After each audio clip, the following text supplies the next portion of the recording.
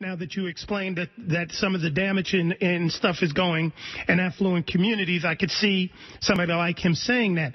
The second thing that I wanted to ask you, and maybe you can maybe put this in context, is the type of condemnation that has come down on what has taken place in recent days compared to the riots or rebellions or what have you that we saw a few months ago when students took to the streets, by the thousands and attacked, one of the Capitol buildings at the understanding of student fees being hiked.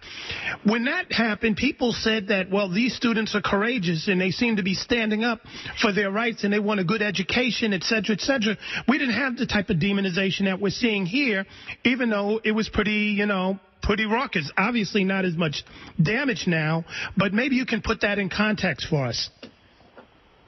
Well, when you look at what happened with the student rebellion and the protests that were taking place then, a lot of that was said. And when there were elements that when there was an element amongst those demonstrations that started to destroy property, you also started to hear that this was not the work of the students, but anarchists who had come in from anarchist organizations and taken the opportunity to demonstrate their frustration or to act out their anarchism.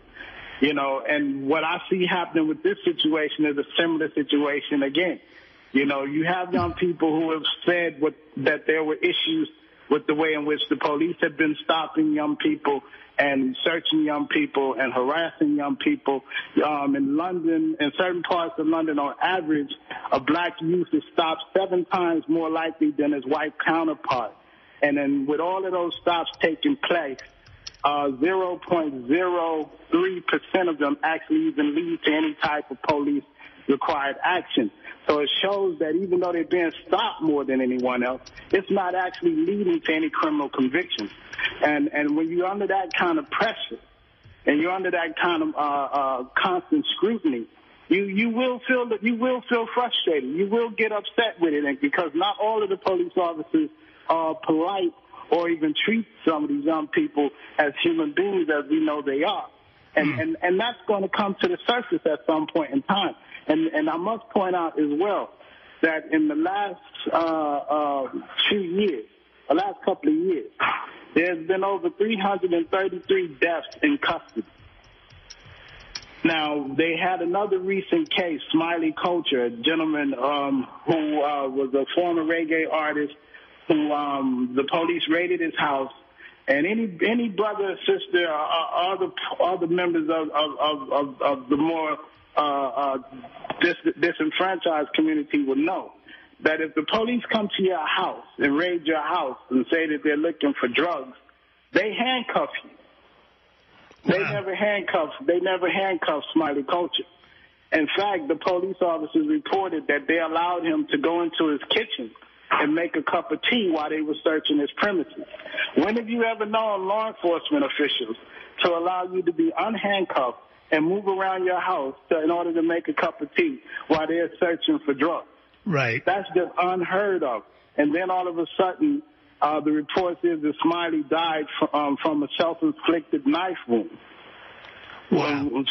For killing himself. Right. And that's not the only one. And there's so many other cases of death in custody, and the majority of them are resulting in black youth and black men being killed that way. Right. So there's an issue here. Right. If you're just tuning in, that's the voice of Twilight Bey. We're talking about what's going on in London, where he is at. We were trying to get a hold of some other folks that are from London, and unfortunately, it's going to their voicemail right now, and we'll figure it out. But one of the things that was explained to us is that there were protests around the Smiley Culture killing. The so-called self-inflicted wound, and everything was peaceful, and that was unheard. Nobody reported, nobody did anything, and now when people kicked up dust, now everybody wants to pay attention. But the point that I'm trying to get at is that obviously these things aren't happening in vacuums, and the way that it gets twisted is such. The other question that I had, and somebody, one of the guests that we're trying to get had sent me pictures, because the way it was being portrayed here was that it was all black youth. that was doing all the damage and all the uprising. This was the same type of reports that went out nationally when we had the situations here with Oscar Grant in Oakland.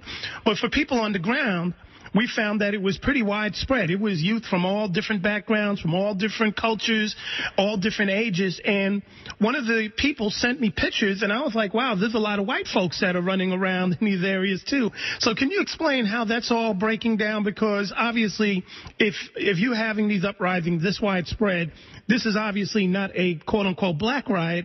This seems to be a youth riot at the very least.